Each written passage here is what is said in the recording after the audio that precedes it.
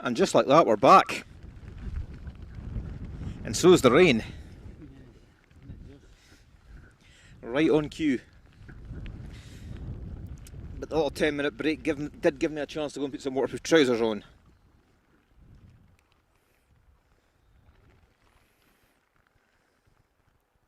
Which can only be a good thing.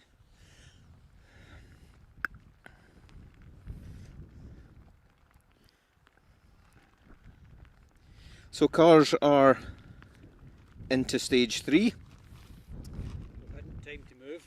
No, unfortunately the options for where we could move, given that we need Starlinks and modems and bits of kit and things, it just wasn't possible to get moved in time, so I'm afraid it's going to be the same location.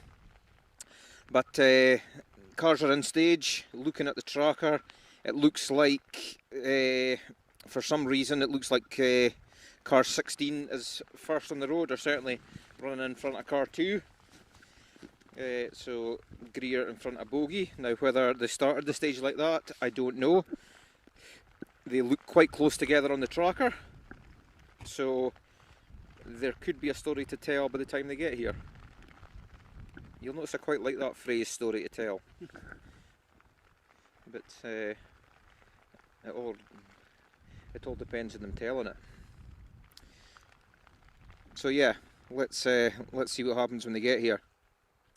So, having looked in stage 2, we gave you some results the last time.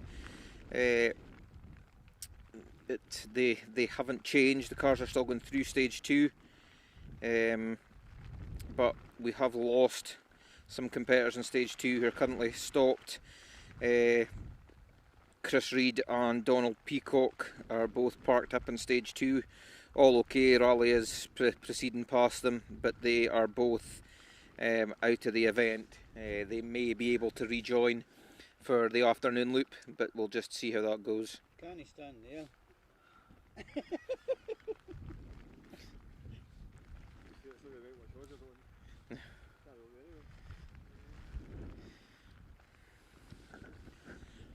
So yeah, the crews are into a bit of a black spot over the back of the hill here, over the back of Poultry Hill, where we are here. But it shouldn't be too long. I think it'll only be 2 or 3 minutes, and we should have the first car on the road. A few other rally-related bits happening today, obviously. We've got WRC in Chile, their second leg of their South American adventure, and leading overnight there was Adrian Formo. Oitanak retired on the last stage of Friday's leg with blown engine, so I don't think he'll be able to restart. Can hear David in the distance now. Just quickly, also happening today is Wexford, which is a standalone event over in Ireland. Top 3 currently, Eddie Doherty, Michael Boyle, and then Declan Boyle. So Skoda Fabia 1, 2, 3 in Wexford after 3 stages. That certainly sounds to me like a Yaris. So yeah, certainly we have Johnny Greer first on the road.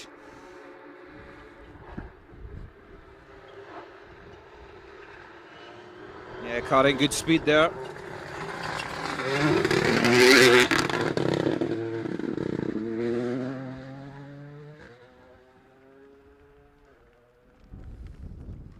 Yeah, Johnny, good commitment through the right-hander as they come into shot there. You seen him using all the road in the exit, keeping a nice line through the corner.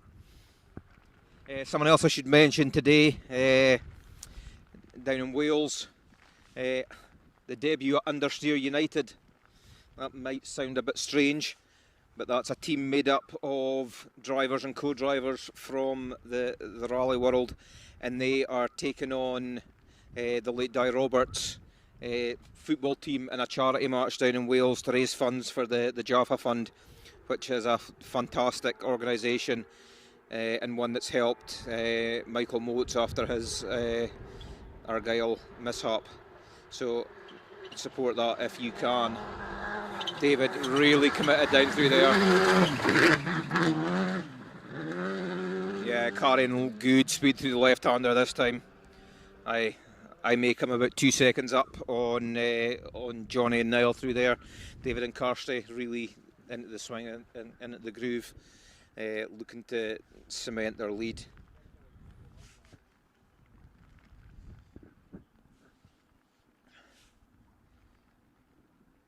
Interesting to compare the Yaris and the Fabia down through there.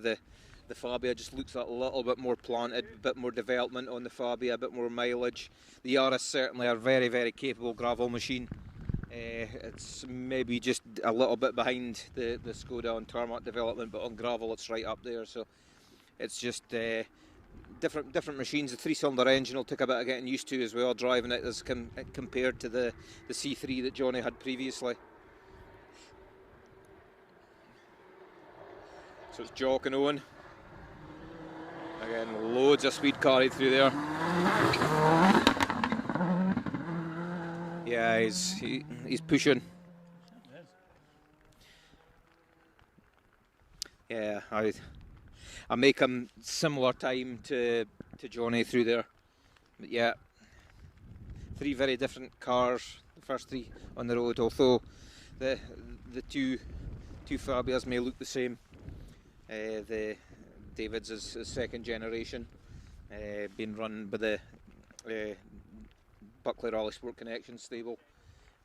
Domi has got to be the busiest man in UK Rally, and I've no idea how he does it. I'm sure he's figured out how to clone himself, because he's in about 3 different places at once most weekends of the year, and he's built up a fantastic business and really, really good service you get from Buckley RSC. There's Rory in the second of the RS Skodas. You can see he's much more comfortable in the car than he was first time round. Certainly finding his feet. Got into the swing of the car. Rory, fantastic natural driver. Jumps in and out of car, doesn't seem to faze him at all. He picks up the pace, just picks up where he left off. Obviously just about to get into Rory's busy time of the year, the Scottish Christmas trees business. So when it comes to November, December time and you're looking for someone to put up in your living room, just remember Scottish Christmas trees and give Rory a shout and he'll sort you out. I presume that'll be a hire car. Who's it hired from? Do you know? That's another Buckley car, Robert. Oh, is that? Yeah. Domi's now get 2 of the RS Skodas, and they're proving very popular and out most weekends, length and breadth of the country. So Mark back on it, so it certainly didn't look like any mechanical as issues in the last stage.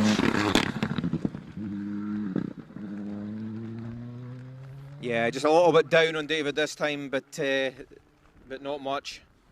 Certainly looked good coming down through there. So I would place my bets on a puncture on stage 2 for Mark there. So let's have a look and see if we've any times through yet. No, nothing through yet as the rain continues to fall. Your phone's doing well keeping this rain out. So far so good, don't jinx it like I did.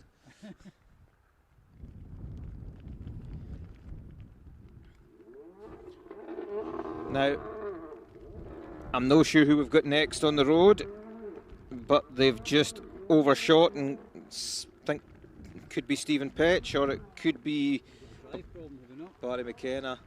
No, it's going again now, so yeah, that sounds like a little off-road excursion. I think this is Barry McKenna. Just pushing too hard, got caught out at the top of the hill just before he comes into view. Yeah, it's Barry.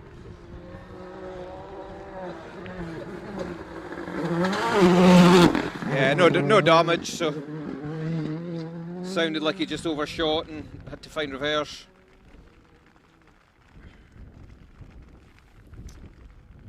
So he'll no be at the top of the timesheets this run through. But again, looking very good once he did get going there. It'll be getting quite slippy now. Yeah, this shower of rain. Barry with Arthur Kieran's alongside him. Arthur, very experienced co-driver from Ireland. You can tell you're for the north. Shower of rain. This is nearly biblical. I can see blue sky, Robert, so it's passing. It's always passing showers.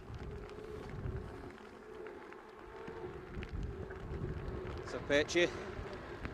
Again, good speed carried through there.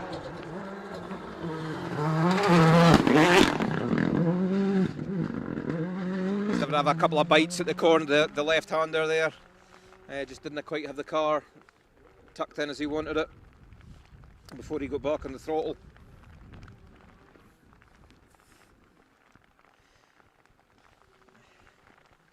So the bad thing about people having my now, I'm getting abusive messages through here. Well, not abusive, but certain people from the rally world who think that I'm using. That's you, Kami. I hope you've got your boots clean, because I believe you're playing today. I saw your name in the sheet, so that's a fair commute from Mull down to mid Wales for a game. But no, fair play. It just shows you the regard that Di was held in within the rally community, and I hope that raises a lot of money for the Jaffa Fund.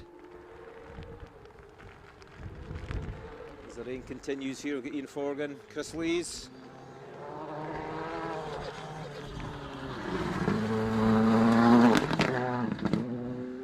Yeah, just a little bit tentative down there. Chris, of course, was the last winner of this event alongside David Henderson.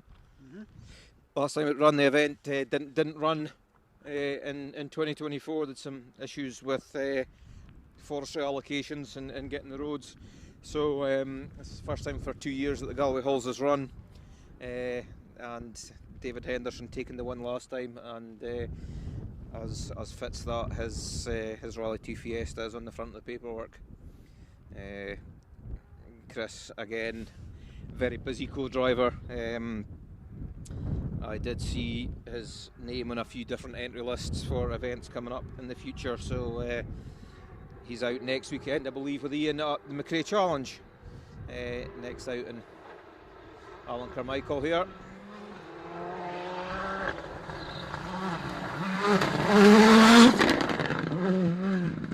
Quite an unusual sight, the second generation i20 Hyundai, certainly on UK gravel. Slightly more familiar on tarmac events. But Alan has settled well into that car. Time's now coming through for stage 3, and again David Bogie quickest, not quickest, second quickest. Johnny Greer 1 second quicker than David, but David maintains his position at the head of the leaderboard, extending his lead over Jock Armstrong and Owen Patterson to 22 seconds. Barry McKenna's spin or excursion just before he came into view certainly cost him there. He dropped 21 to David in there, but he does maintain his hold on third for the moment. So this should be John Crawford. Yeah, John trying hard there. He's certainly upped the commitment level from stage 1. That looked good through there. Just probably taking his time to settle into the car again. Not sure how many of these guys had a test before the event, so quite often if you're not in the car regularly, or certainly adapting to a new car, it can take a few miles to settle in. So the benefits of a pre-event test or a shakedown are certainly worth doing, but it's not easy to get gravel mileage and testing, and it's also very expensive to do. So it's certainly something that you can do if you should do if you can rather, but not something that's very easily done. This sounds like the Evo Angus Laurie with Jane Nichol. Yeah, again, mega commitment down through there. Yeah, Angus has really settled back into the groove. You wouldn't have thought that he's only been out once on gravel on that car this year. In the stages, Greystoke, where he had a good result finishing second, very, very different to the nature and the character of the Galloway stages. Greystoke, which is M Sport's private testing forest, a lot of square corners, a lot of slow nudgery parts and long straights, whereas these stages are much more fast and flowing, a lot more elevation change. Generally more driver stages than you would say Greystoke is. Greystoke is how big are certain parts of your anatomy and how late can you brake. So The sun has made an appearance. I told you it was coming, Robert. It was a passing shower. Inevitably we're going to be right. Aye. Now Bob Adamson, the Polo here. Hear the wastegate chittering away. Distinctive sound of the Polo.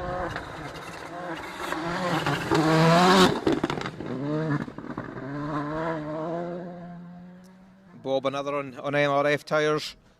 Generally at the front of the field on Scottish Championship events, you've got 3 tyre manufacturers competing against each other. You've got Pirelli, who David Bogie, Barry McKenna, Johnny Greer will be running Pirelli as. You have MRF, Jock Armstrong, I believe Ian Forgan's on MRFs, and Bob will be on MRFs. Here's this BMW again, so I'll shut up.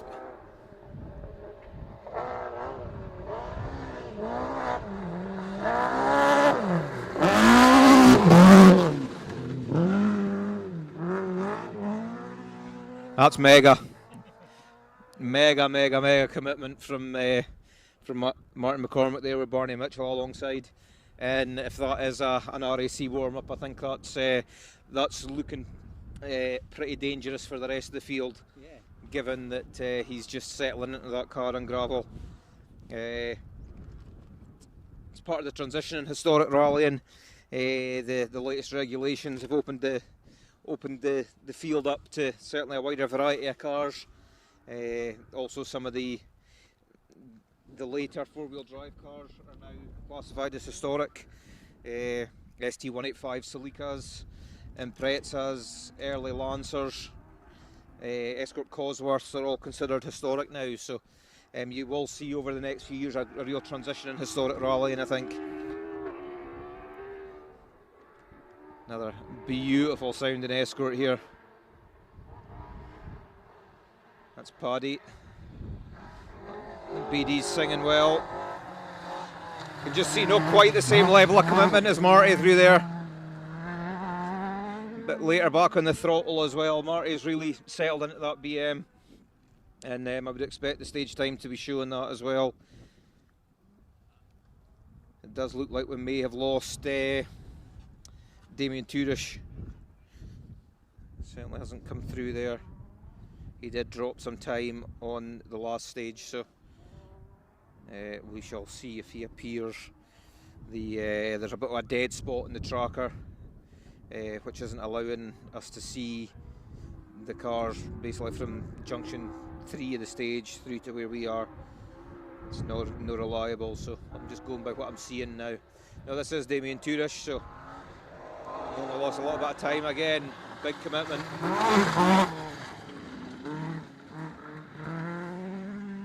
Damien, a fairly recent convert to the historic car. He's rallied a modified Escort in Ireland with a lot of success for years. Come into the historic car recently and has really settled into it. I don't think he's got a huge amount of gravel experience. You wouldn't know. No, he's certainly on it there.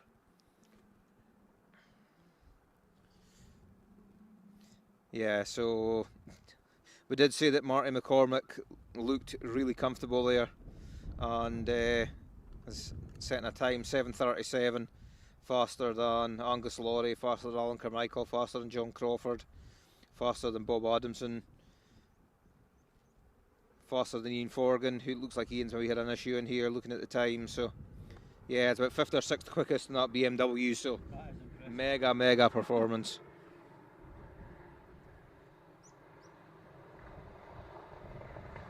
Duncan Campbell, Subaru.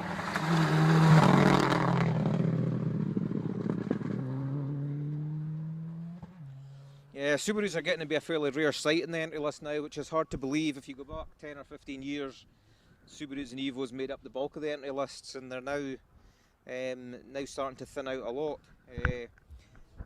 As these cars get older, technology catches up in them, the development of Rally 2 cars, the the way that the early cars have dropped in price, they've become a lot more of an affordable option for the clubman competitor who would previously have been in a four-wheel drive Subaru or Evo.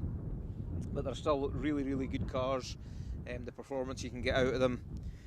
Still a lot of dedicated preparation companies out there, likes of AMS, Arnside, supporters of the Scottish Championship for a lot of years. Really good preparation house for Evos, as we've got Martin Erskine here.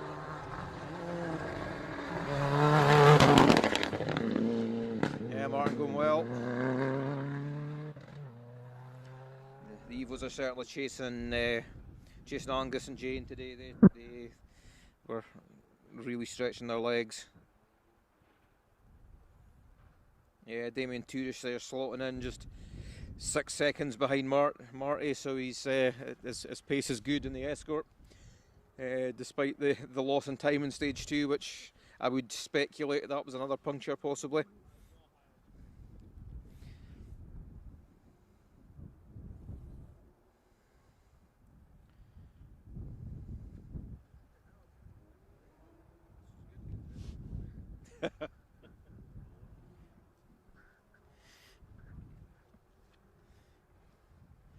It's the Scottish Championship photographer there saying he's getting the benefit of my commentary.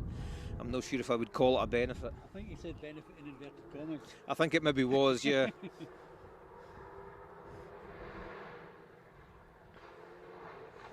Brett McKenzie. Distinctive livery in that car.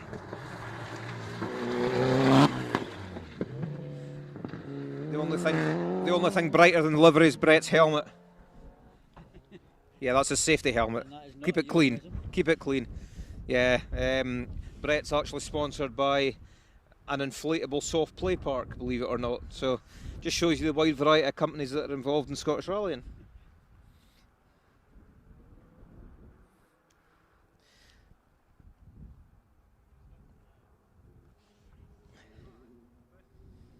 So next we should be seeing Stuart and Mark Irvin in the I-20 Hyundai. They're doing the McRae Challenge next weekend. Are they bringing the accent back out? Is that what they're trying to do?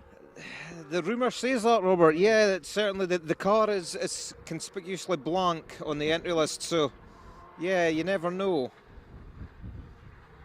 Yeah, Stuart and Mark. Another crew that favour the bright helmets. Yeah, Stuart pushing on there.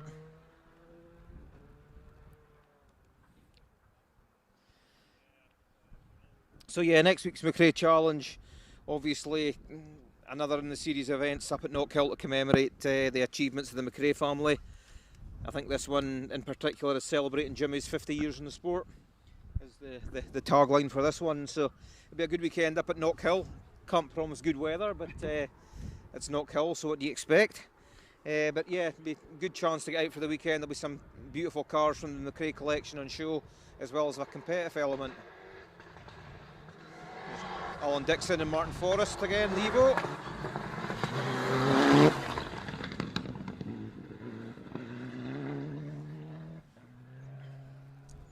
Yeah, I wouldn't like to estimate how much experience is in that car between Alan and Martin. I would think that must be approaching probably 300 events anyway between the pair of them, quite possibly.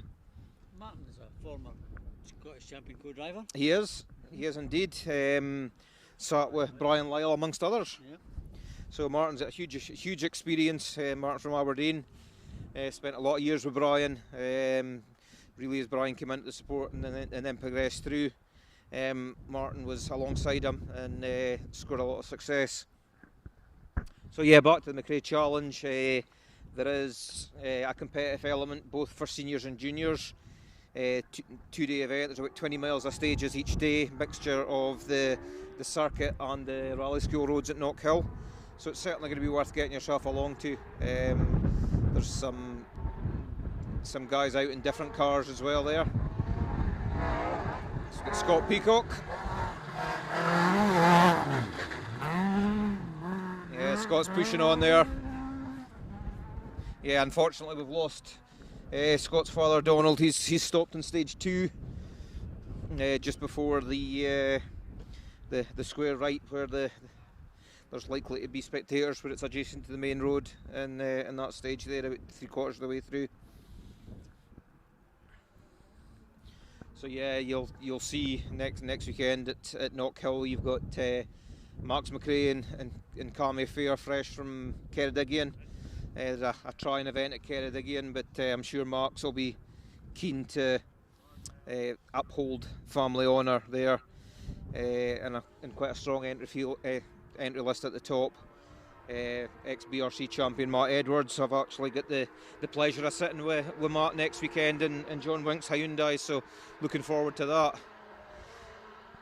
I've got Andrew Forbes here in the Civic, wagging its tail through the compression there. Yeah, Andrew's done a really impressive job. He's quite new to the sport in general. He's only had a couple of years of single venue rallying before stepping into the Forest this year, so to get that progression up to be battling for two-wheel drive overall results in that space of time is testament to the work that he's put in a short space of time, and it's encouraging to see new blood coming into the sport and able to find success fairly quickly.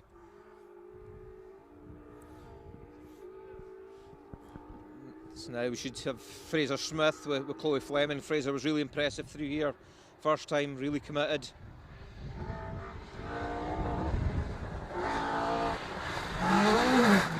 Yeah, he's still going hard. Yeah, he needed all the road in the exit of that left-hander there. I think he was playing the camera there. I think he was maybe playing the camera, but I think there's maybe a panic stab of the brake when the car was in the air there, so had to give it a boot full of throttle on the mid corner to get it round, to get the car slowed sideways and scrub a bit of speed. But no, it's done well there, and plenty commitment shown. So next car through should be the Evo. Alistair Graham and Susan Shanks, my infinitely better half. Both Ali and Susan are kind of returned to the sport, but that's not sounding like an Evo. No. So this could be Paul Macker Lane, maybe? No, Matthew Stroud's got back going. Dropped down the run order. He's showing the signs there of a bit of an off on stage 2. Certainly no effect in his commitment. Fairly normal Mark II war wound there. The lower half of the front arch and the chin spoiler taking a bit of a dent, which usually indicates a visit to a ditch. That would explain the time loss in stage 2, because he was right up there with the top 3 two-wheel drive times through stage 1. So he's on a charge back from the lost time.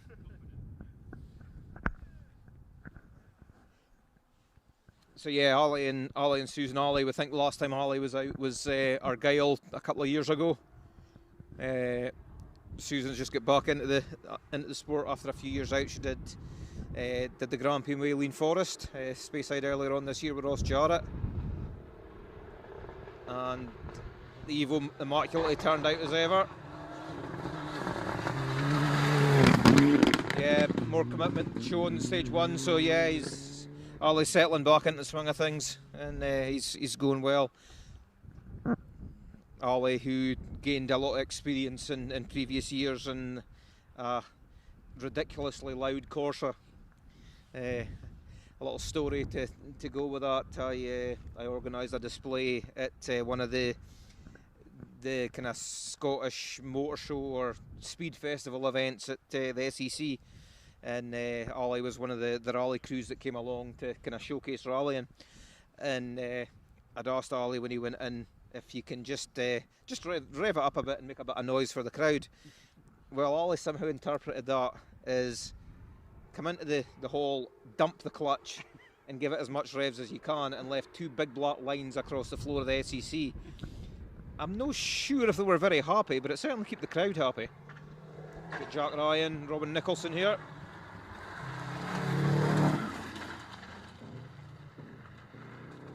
Yeah, as I said, Jack really made the transition from the juniors up to the seniors up onto gravel. He's really going well. That's a clubman spec Impreza as well, you know, so it's the least sort of tuned of all the Imprezas that are out here.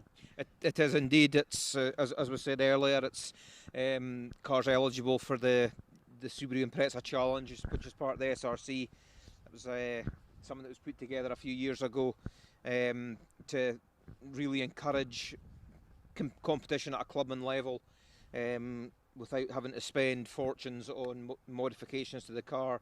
So there's a fairly strict set of regulations that keep the Subarus in together. You're not allowed sequential gearboxes, you're not allowed any expensive engine modifications, you're limited with the suspension, the brakes modifications, you can run the turbo modifications. So it makes for close competition, and there's been a lot of years where it's been really hotly contested, and this year backed by groundwater lift trucks. Paul Lane and Niall McKenna continuing to reacquaint themselves with the Scottish gravel. As I say, I'm sure Paul will be driving with half a mind on next weekend's Bushwhacker. He'll be looking to get to the start next Friday night with the spotlights on without having to spend the week repairing a load of damage. So I'm sure he's playing himself in gently this weekend.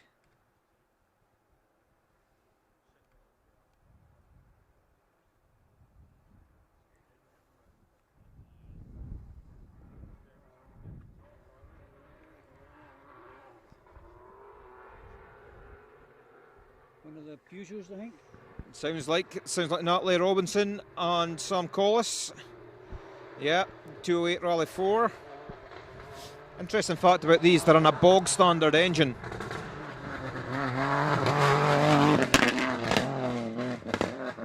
1200cc bog standard engine as in any Peugeot 208.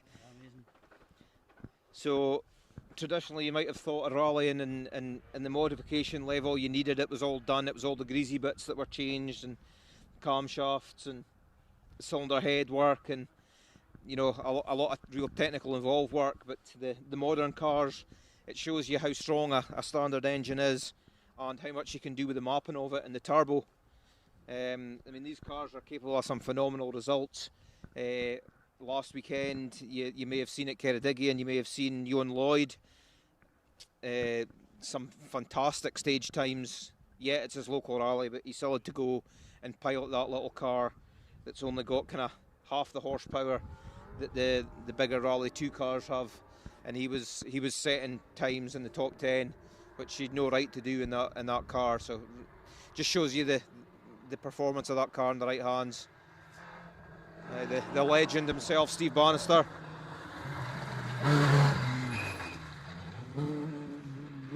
Yeah, Steve, a lot of stage miles driven, and he's been in some huge battles over the year, done a lot of rallying in the last kind of 15-20 years in Scotland.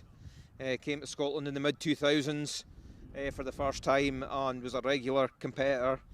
I think probably the highlight of his time in Scotland was a podium finish overall in the Jim Clark Reavers Rally. Again, putting a two-wheel drive car where it had no right to be.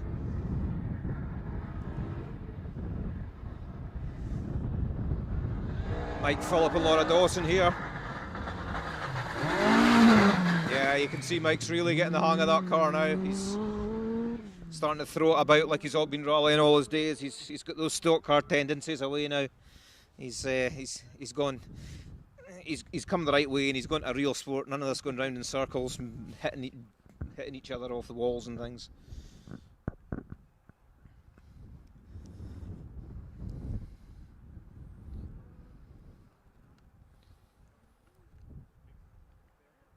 So yeah, they've got some setting some really good times in their class on the first two stages there for Mike and Laura. So they look to be battling with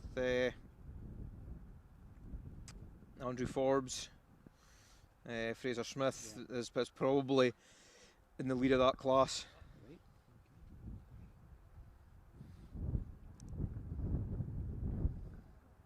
So next on the road we should have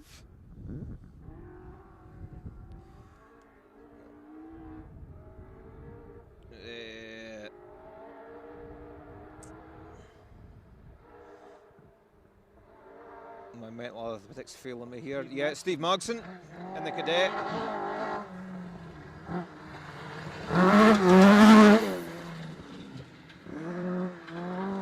Steve hasn't had a huge amount of luck with that car in the past, but he seems to have it reliable now. And this is the first of 3 events in the bounce for Steve. He's at Knockhill next week, and for the McRae, and then he's got his local event, the Track Road, which you'll be looking forward to hugely. And it's another one of those chances to rally in the dark on gravel, which you don't get very often. And also the only event of the year that uses Dolby Forest, which in previous years has been the scene of some of the longest stages on RACs of old. Stages of up to 40 miles in one forest. So just gives you an idea how big that forest complex is. Nothing quite that length run anymore, but Track Road in 2 weeks' time, I think we've got 16 miles in the dark there, and that'll be another event that'll be heavily used by crews preparing for the RAC.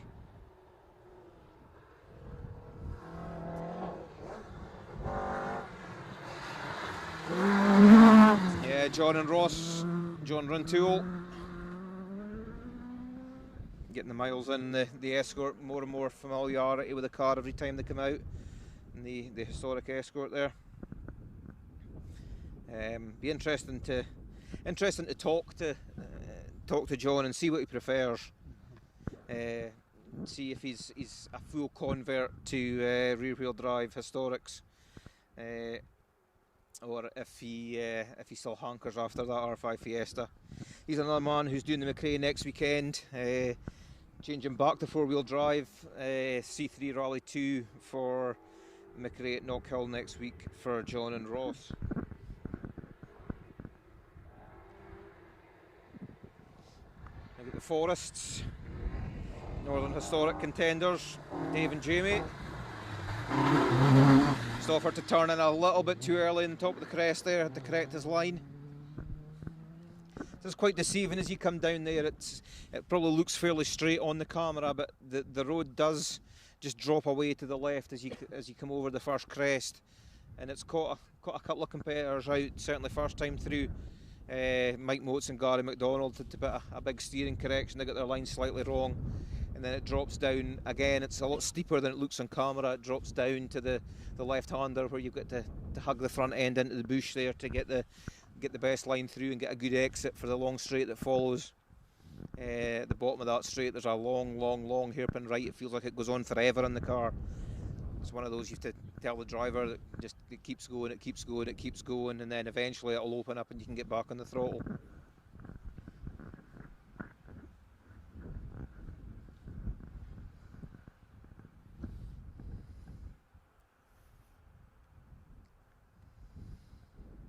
So should have Neil Cowan and Gail White in the ZR. Should be next car on the road, but there's a bit of silence.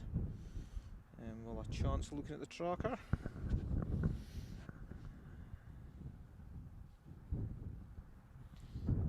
Let's see.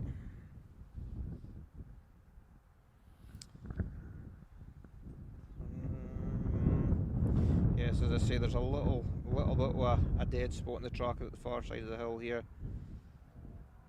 It's certainly no an MG I'm hearing. No sign of Neil and Gail in the tracker there, so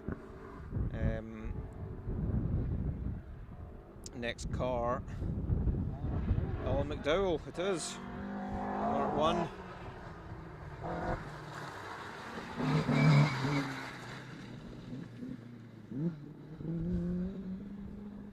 Alan be another guy who's done a lot of rallies. In his career, he'll be tipping up towards 200 events, I would think. Over the years, been competed fairly regularly since the early 2000s. Yeah. I think he has his own preparation company now. I think Aldo Sport. Aldo, yeah.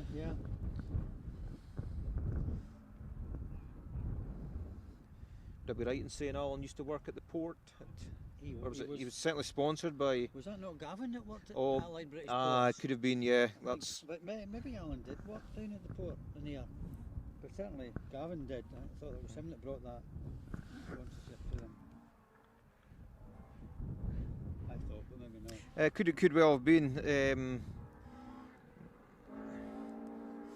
This tracker is no designed for working a touchscreen phone when there's rain on the screen.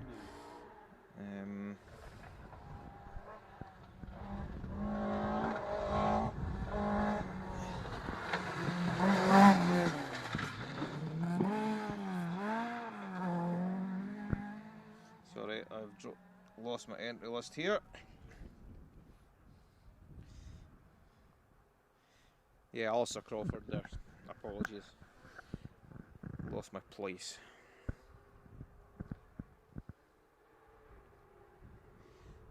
So looking from the tracker with Neil Cowan still running, he's just dropped a couple of places in the road.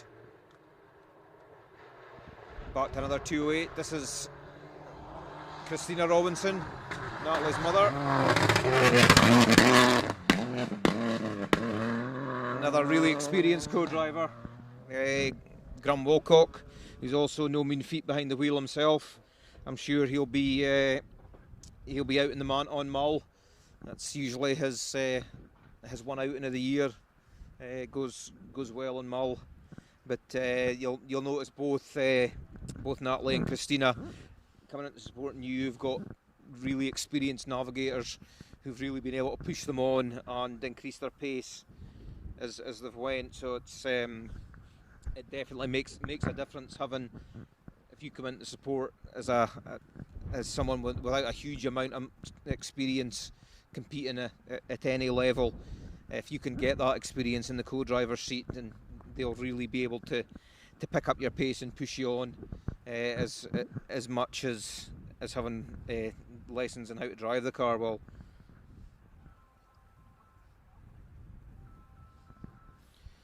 Yeah, everything's still flowing through the stage.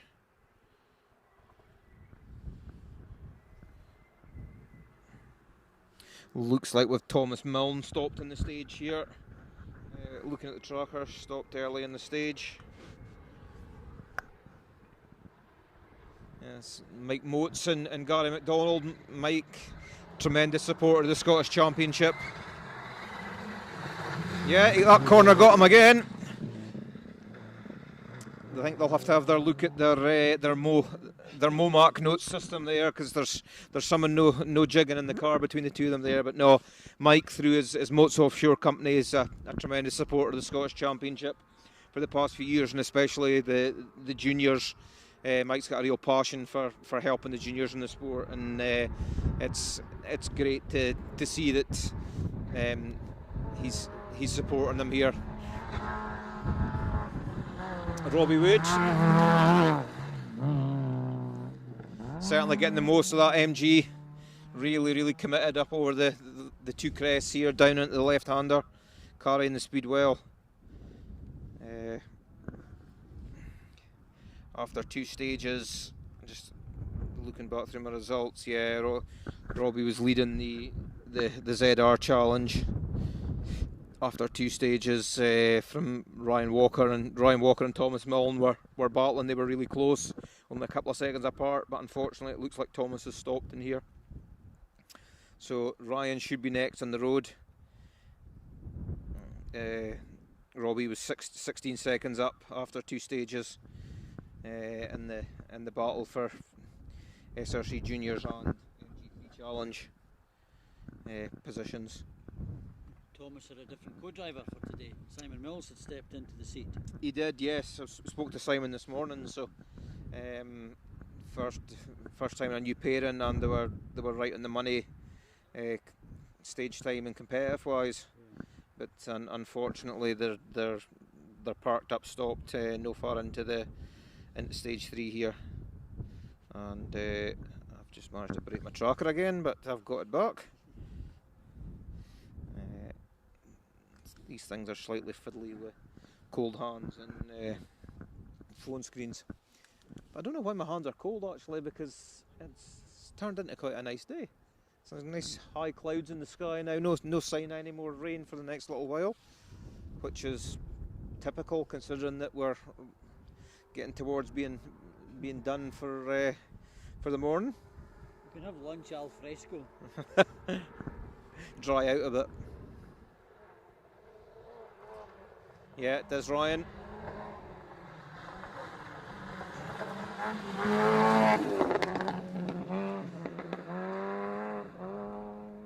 Slightly wide line through there for Ryan. Again, going back to the subject to experienced navigators, both Robbie and Ryan there with a lot of experience in the passenger seat. Stephen Brown and with Robbie, who's done, I think, most of Robbie's rally, and Stephen's been alongside him. And then Ryan has Paul Gribben alongside him. So those two guys are getting the benefit of the co-driver's experience and as they build their own experience in the sport.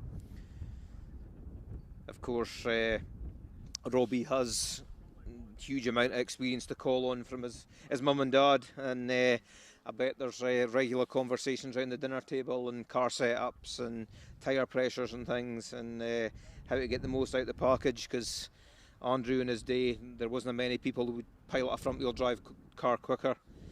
Andrew, one of the rarities in Scottish motorsport, that he was actually paid to drive a rally car.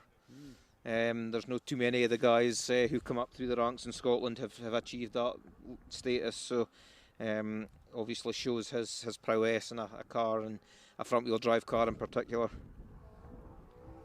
In fact, when Andrew returned for rallying in the Scottish Championship in the 2000s, it was a front wheel drive Astra he chose, and he was putting up some fantastic overall results in that Astra against the 4-wheel drive cars of the time. Tom Cottrey, bumper wagging its way there.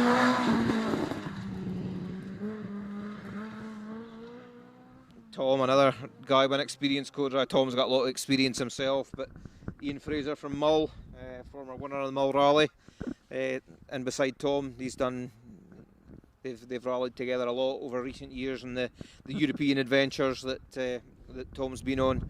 Ian's been alongside him, so good to see him back out on the gravel in Scotland. So just having a flick through the results here. Of course, they're heading up now to service. They're winning all the service of the day. They are. They're back to Dalmellington. So quite a unique format for the event the Galloway Hills organising team have chosen. It's dictated by the pressures on forestry land, as Craig Gibson and Ewan Lees. Again, car just wagging its tail. You saw there, Craig really got set up well, and I would say he's passed Willie Pollock here. Everything looks okay with that car. Interesting, you see there Willie's car looks to be running 15-inch wheels on gravel. Yeah. More so, whereas the majority of the other escorts will be running 13-inch. So running 15-inch wheels will give him a bit more top speed, but Willie's car, as being the modern car rather than the historic spec car, the more powerful engine will make better use of the 15-inch wheels, and it also gives him a bit more choice tyre-wise, whereas the 13-inch is a bit more limited. But yeah, go back to the format of the event. The organisers have quite an innovative format. We're here at Craignell. It's been the same stage run as stage 1 and 3. In between, they had their first trip over to Cairn Edward, stage 2. So after this, as Robert said, the crews are returning to Dalmellington for the midday service halt. In the meantime, the organisers will be changing stage 2, direction of stage 2 round, which will become stage 4 and 6.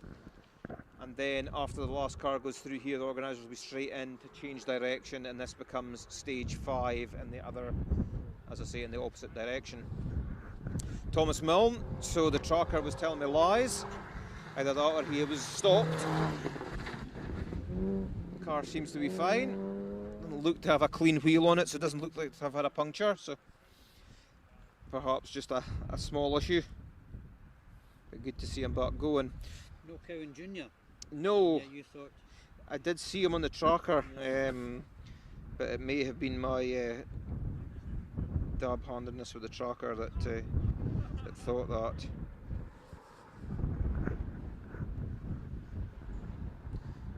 Yeah, Mike Grant.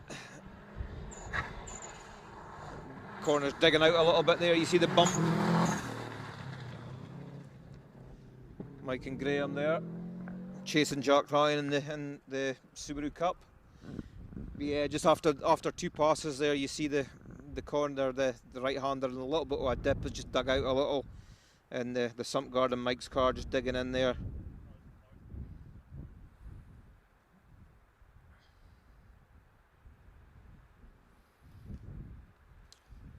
So yeah, just checking the tracker here, but yeah, there's no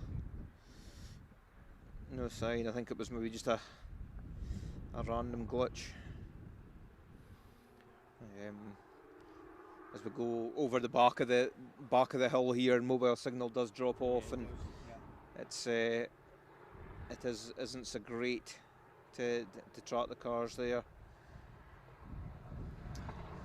Christopher Smith getting used to 4-wheel drive. You can see there he's definitely becoming more comfortable in the car, being able to throw it round a bit to make it do what he wants it to do.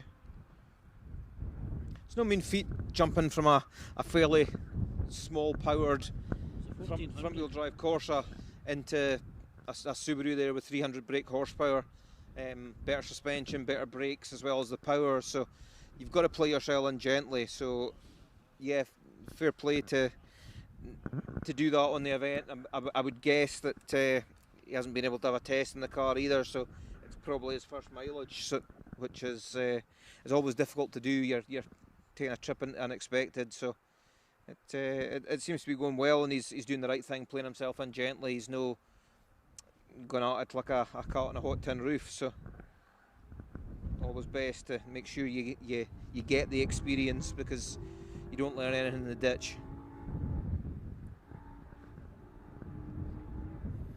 This should be David McLeod naming Boyle's Avenger. As I said earlier, this is one of the best prepared cars in the championship. Historic spec Avenger. That car was built from a bare shell by Angus Laurie, much the same as David's previous Sunbeam was. He really does take a huge amount of pride in the presentation of his cars, but likes driving them quickly also.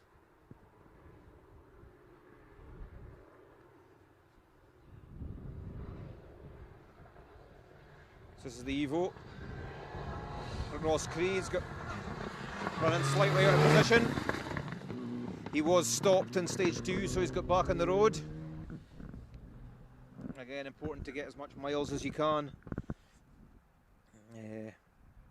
It's rallying's expensive, and it's vital that, especially as you're bedding yourself on a new car or you're trying to progress, that you get as many miles as you can.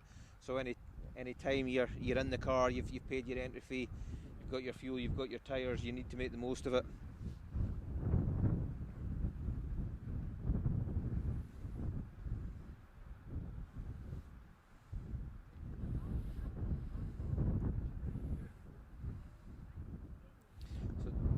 So, expecting Duncan Ferguson and Jamie McHugh next. Mark Soloway built historic Escort, another BDG powered car. You can hear it already.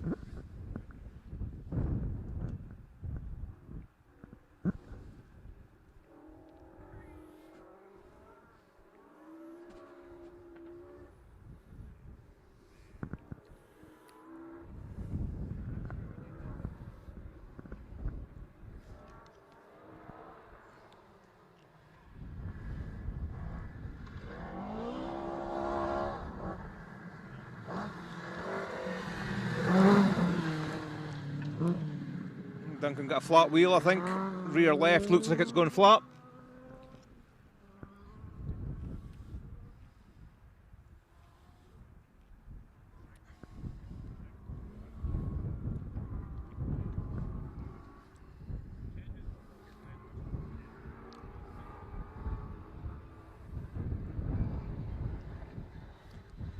Yeah, Chris Rankin nephew of the infamous Mickey, as we said earlier. And he's certainly got certainly got some talent behind the wheel. That was good commitment there, and a lot of speed carried through. As did his uncle. Yeah, it's common thread running through rallying is family involvement. It's one of these sports where you tend to follow your parents, your uncles, your aunties, your mother, your brother, your sister in. It just sucks you in, and just one taste and you're hooked, and it's very difficult to shake. As the number of people doing this event that have got hundreds of starts under their belt will testify to.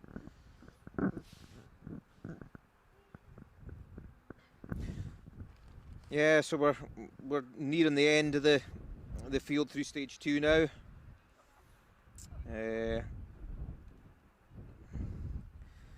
What have we got? We've got 1, 2, 3, 4, 5, 6, 7 cars I think still to come, providing everyone's still running.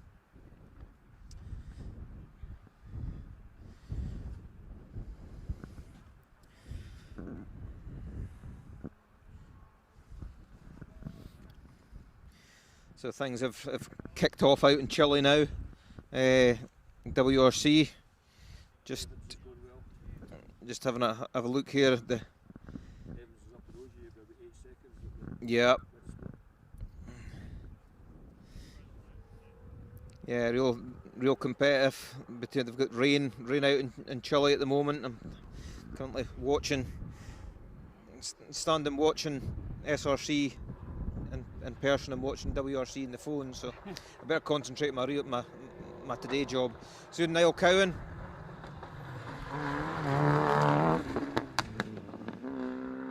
Pushing on. I think that's possibly the original MG3 build car. Yeah, I think so. And Niall's getting caught here.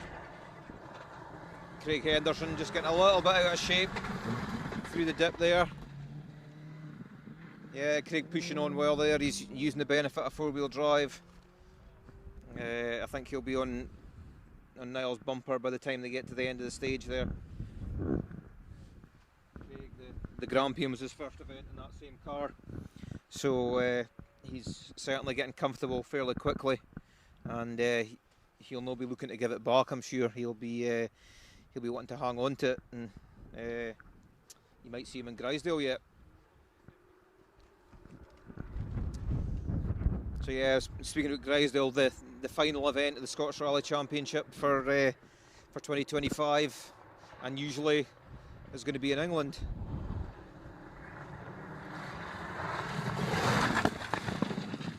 Now that is real commitment. That is a real commitment. Martin and Andy Locke, I think, judging by their starting position, they're fairly new to the sport, but it's no good. He's certainly impressing the spectators here. He's round of applause. Oh, he's off. So it appears that he got a little bit carried away and he's overshot the hairpin at the bottom of the hill. So we'll keep you posted to see if Martin and Andy get back on the road there. But I think he was one of the quickest cars of everyone in the kind of 200-yard stretch that we can see here, so he's maybe just got a little bit carried away. It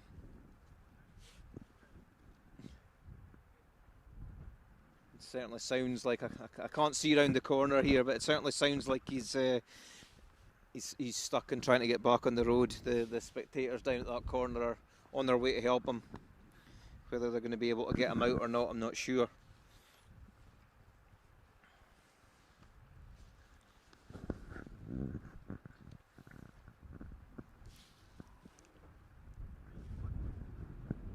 Yeah, I can hear revving, so he's certainly trying.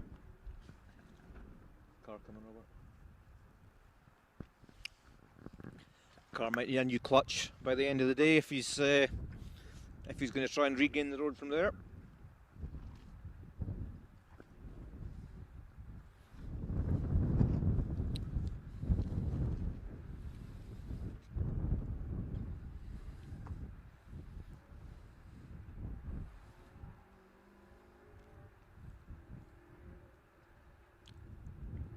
would say this may be George and Jacqueline Bryson in that gorgeous Mark 1 Escort.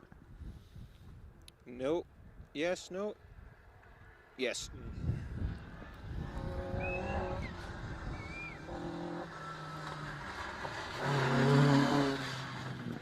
Yeah, George and Jacqueline getting themselves ready for the RAC.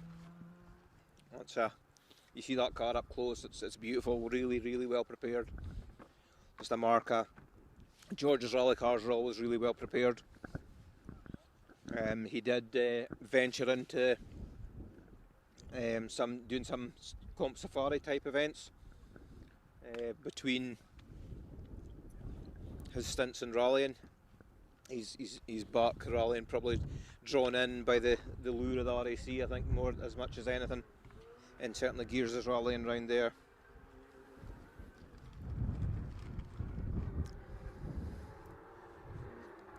I think this certainly sounds like the front wheel drive Fiesta. Stephen Graham and Jessica Jameson.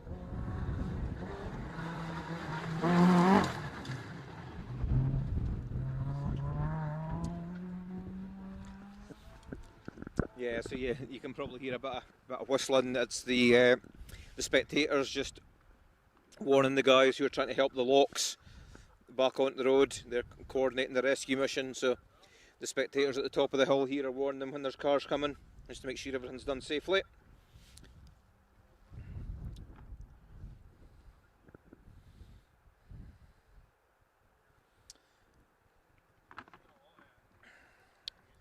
Just refer back to the tracker here. Yeah, I've now traced Neil Cowan. He looks to be pulled in, maybe a mile and a half into the stage here, unfortunately. So he's stopped.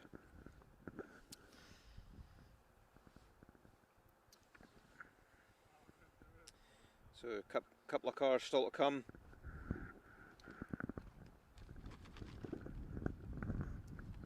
Still expecting to see the Sierra, Glenn Workman and Nick Dale, and then Alan McMorran and Helen Hall in the MG, the yellow MG, running of course with car 1 on the doors.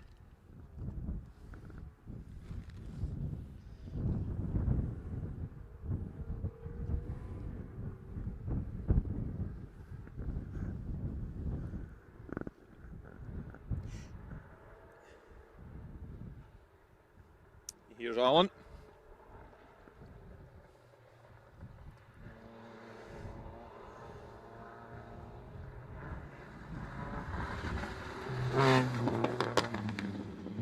Nice. Certainly enjoying his day, and let's face it, if any of us are fit enough still to be doing this at Alan's age, I think we'll be patting ourselves in the back. So folks, I think that may be it. We haven't had Glenn Workman.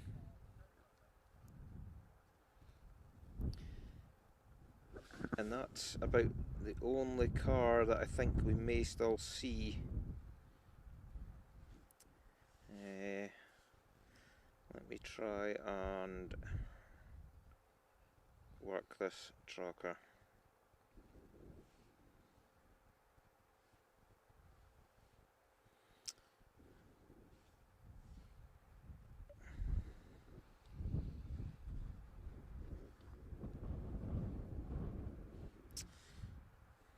So I'm looking for car 58.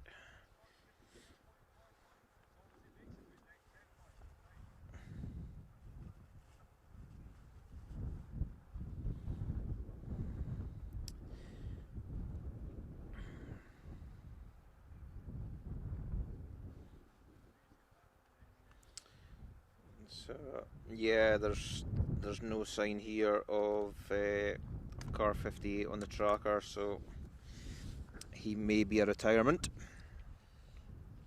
Barton Locke he's from Sunrara. I think he'd done a fair bit of rallying in the past, like Ford Focuses, things like that, sort of unusual front wheel drives. Not sure if he'd been in the woods, and this is him coming back for first time in a long time. And the Scottish was the first one he did. Okay, yeah, Clearly enjoyed it. He did the Grampian. That's right, Clearly. he did, yeah. And you can see that he's got quick. He's certainly got pace, He's yeah. found his limit. Yeah. As well. Yeah, I think the looking just as I can see down the hill, I think he may be stuck and not coming out.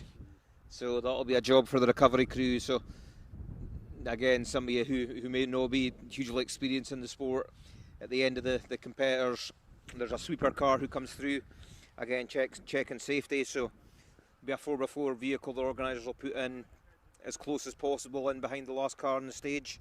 Obviously, they will traverse the stage a lot slower than the competitors will do, especially if they're stopping with competitors who are off the road.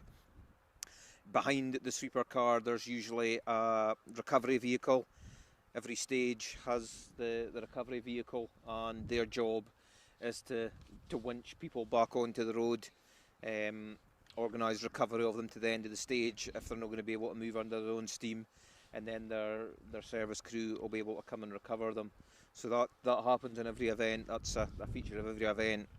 And you've also got the safety features. Every stage is equipped with its own ambulance and its own doctor, and if the stage is more than 9 miles, they are doubled up, so you're never more than 9 miles away from medical assistance, which is part of the reason that the sport has such a good safety record, is the way the safety systems behind the scenes for the events have developed, and it ensures that people are looked after.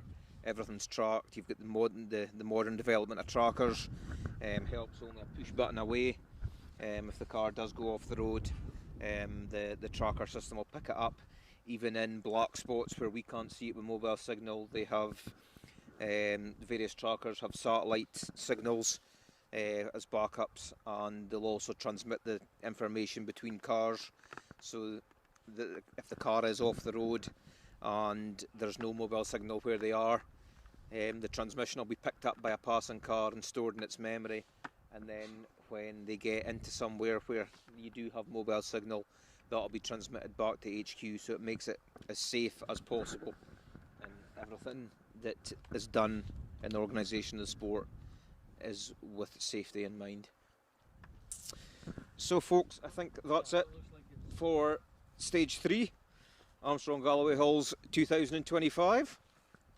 Join us later where we'll be at the stop line, or just after the stop line of stage 5. Yeah, so the idea is to try and grab an interview with the guys and gals as they come off the finish line and head onto the final stage. It'll just be a brief kind of chat in the window. It'll be a brief in and out, and I'll channel my inner Killian Duffy, and we'll see what the competitors are thinking of their day so far with one stage to go. So of course stage 5, the reverse running of this stage, which is called Blackloch. This has been Craignell. So for now,